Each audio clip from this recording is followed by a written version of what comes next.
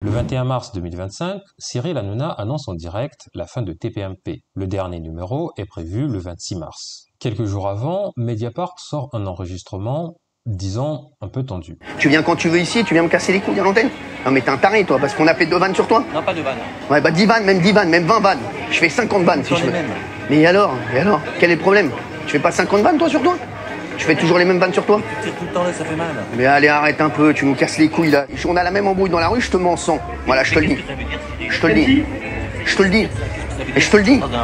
Non mais j'ai dit toi t'es mon ami. Mais t'es pas mon ami, je te tue. Je te jure, je vais te frapper. Tout ça parce que Mathieu Delormeau n'a pas ri à une blague de Cyril dont il était la cible. Alors question, est-ce qu'un patron peut exiger qu'un salarié rie à ses blagues? Et est-ce qu'une telle réaction est condamnable juridiquement? Spoiler, ce n'est pas si simple. Installez-vous donc, on va décortiquer tout ça.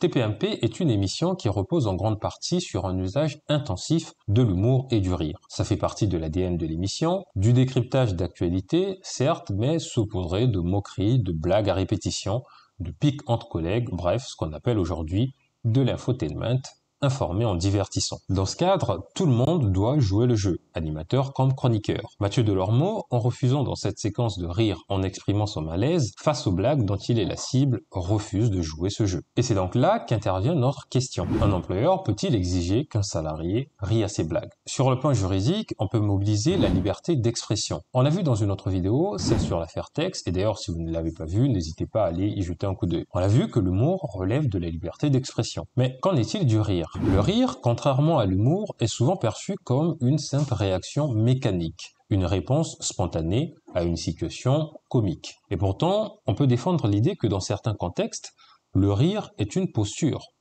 sociale, un signe d'adhésion. Et ne pas rire, c'est prendre une distance, c'est se désolidariser. Dans une affaire très commentée, l'affaire Fun & Pro, un salarié avait été licencié parce qu'il refusait de participer à des soirées d'entreprise, où il fallait s'amuser, boire et complètement se lâcher. La Cour de cassation avait alors considéré qu'on n'avait pas respecté sa liberté d'expression, précisément parce qu'on voulait lui imposer une certaine posture. La liberté d'expression, c'est donc aussi une posture. L'attitude de Mathieu Delormeau fait donc partie de sa liberté d'expression, qui est une liberté fondamentale. Une fois qu'on a dit ça, il faut maintenant vérifier si Cyril Hanouna n'a pas respecté cette liberté. La liberté d'expression n'est pas absolue et ne peut l'être, du moins dans un monde civilisé. Un employeur peut limiter la liberté d'expression de son salarié. Il y a une double condition. D'abord, la restriction doit être justifiée par la nature même des missions du salarié. Un salarié qui par ses missions a connaissance de certains secrets de fabrication, on comprend aisément qu'on lui interdise de les divulguer. Dans le cas de TPMP, au regard de la place de l'humour et du rire dans cette émission, on peut donc comprendre que quand on est chroniqueur, on doit participer à cette comédie de plateau. Mais une telle activité, selon moi, ne justifie pas qu'on aille jusqu'à obliger le salarié de rire à une blague qu'il ne trouve pas drôle.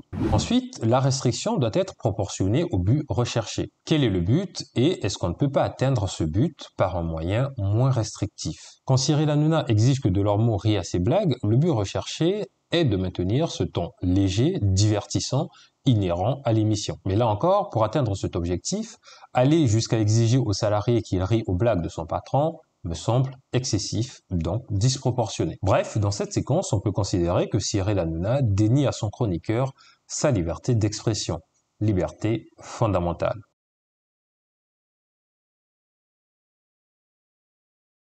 Par ailleurs, si on sort du droit, on peut s'intéresser à cette étude sociologique. On est dans une situation différente, celle d'un salarié qui se sent contraint de rire à des blagues simplement parce qu'elles sont faites par son supérieur hiérarchique. Vous connaissez probablement cette personne qui rit aux blagues de l'employeur même quand celles-ci ne sont pas drôles. Et d'ailleurs, d'après ce petit youtubeur que je vous invite à aller suivre, l'humour des patrons est souvent nul. L'humour de patron, hein, c'est peut-être le truc qui fait le moins rire sur Terre derrière la chasse des bébés phoques.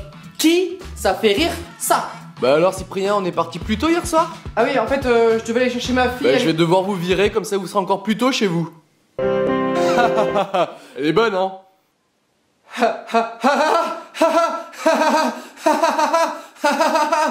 Super drôle! Selon donc cette étude, s'efforcer de rire aux blagues de son supérieur hiérarchique peut avoir des effets négatifs sur la santé mentale des salariés. Bref, il est difficilement défendable qu'un employeur impose à un salarié une obligation de rire à ses blagues.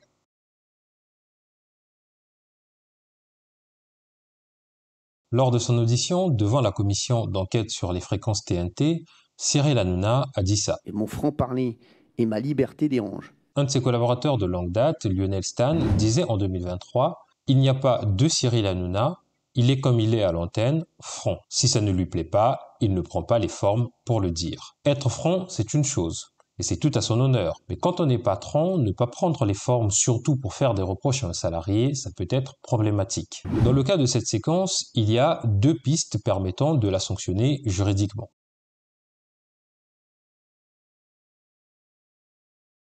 La première, c'est la piste du harcèlement moral. En droit du travail, les reproches injustifiés, les agressions verbales et les menaces peuvent être considérés comme du harcèlement moral. Je me souviens par exemple d'une affaire où le rédacteur en chef d'un journal avait agressé verbalement un journaliste et l'avait menacé d'une paire de gifles. Le harcèlement avait été retenu. Dans le cas de cette séquence révélée par Mediapart, il y a tout. Des reproches, selon moi, injustifiés. Mais tes vannes restent drôles, mais je suis plus sensible. Mais aussi des menaces à l'intégrité physique. On a la même embrouille dans la rue, je te mens sans. Je te jure, je vais te frapper. Mais là où ça peut coincer, c'est qu'en droit français, le harcèlement moral suppose une répétition des faits. Et la justice a déjà jugé qu'une seule altercation ne suffit pas. Dans le cas de Cyril Hanouna, si on considère seulement cet enregistrement, ça ne passerait peut-être pas. Pour retenir le harcèlement, on pourrait ajouter les moqueries répétées dont se plaint Mathieu Delormeau. Non mais t'es un taré toi, parce qu'on a fait 2 vannes sur toi. Non, pas de vannes. Ouais bah 10 vannes, même 20 vannes. Je fais 50 vannes si je veux. Mêmes.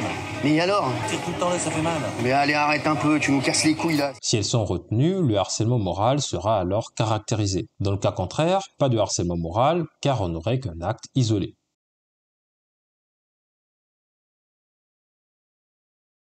Mais alors, si le harcèlement n'est pas retenu, est-ce que Cyril s'en sortirait quand même indemne? Eh bien, pas forcément. Comme l'a justement fait remarquer Patrice Adam, professeur à l'université de Lorraine, cela ne veut pas dire que l'auteur d'un acte isolé ne peut pas être sanctionné. Par exemple, dans une affaire jugée en 2013, un patron avait violemment humilié une salariée en public, ce qui avait laissé cette pauvre salariée dans un état de choc. Il n'y avait pas de harcèlement, mais elle a tout de même réussi à faire condamner son employeur. Sur quelle base? C'est la seconde piste et la plus sûre pour condamner l'attitude de Cyril Hanouna en droit du travail. Un salarié qui se retrouverait dans le cas de Mathieu Delormeau peut faire condamner Cyril par 2 moyens, même en présence d'un acte isolé.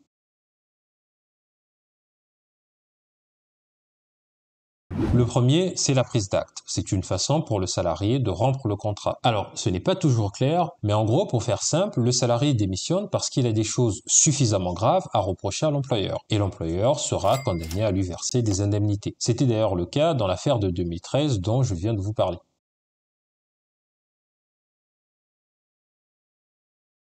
Le second moyen, c'est l'obligation de sécurité qui pèse sur tout employeur. Un employeur doit en effet protéger la santé mentale de ses salariés. Un comportement de l'employeur qui porte gravement atteinte à la santé mentale d'un salarié est un manquement à son obligation de sécurité. L'employeur devra donc lui verser une indemnité. Et dans le cas de cette séquence révélée par Mediapart, la violence subie par Mathieu Delormeau est à mon sens suffisamment grave pour justifier une prise d'acte, ou à tout le moins pour faire condamner l'employeur à lui verser des indemnités pour non-respect de son obligation de sécurité. Donc, même si l'attitude de Cyril Hanouna ne relève pas forcément du harcèlement moral, elle reste problématique et pourrait être condamnée sur ces bases-là.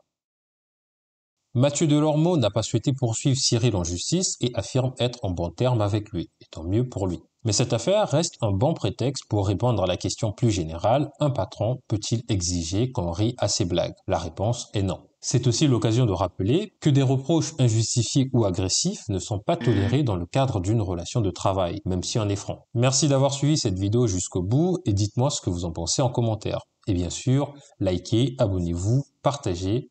À très vite pour une nouvelle analyse.